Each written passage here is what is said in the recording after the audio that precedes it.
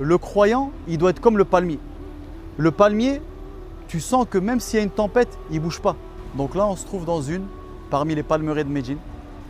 Et le prophète sallallahu alayhi wa sallam, il a comparé le croyant au palmier.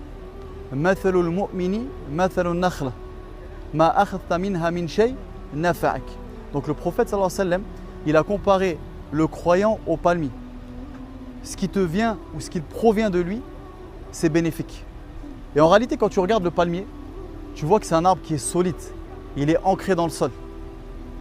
Ses branches, elles ne tombent pas.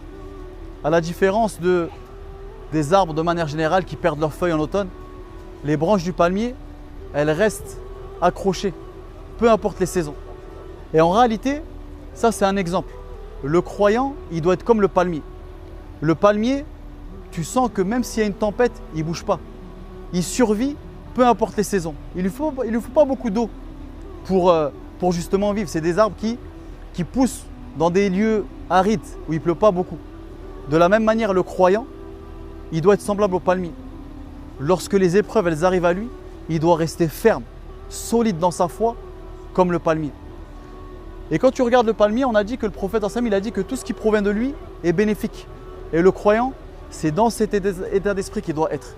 C'est-à-dire que le palmier, là on est sous les branches du palmier, donc on sent la différence de chaleur lorsqu'on est à l'écart des palmiers et quand on est sous le soleil. On perd en degrés. De la même manière, le palmier produit des dattes. Et parmi les dattes qu'il produit, spécifiquement à Médine, la ajwa. Cette petite date que le prophète il a dit que c'est lui qui en mange 7 chaque matin. Il sera préservé ce jour-là, contre le poison et la sorcellerie. Donc le croyant, lui-même, il doit être bénéfique. Il doit être bénéfique pour ceux qui sont autour de lui, dans sa façon de parler, dans son comportement, dans les aumônes qu'il doit faire. Et c'est parmi les grands enseignements qu'on a lorsqu'on visite ce type d'endroit.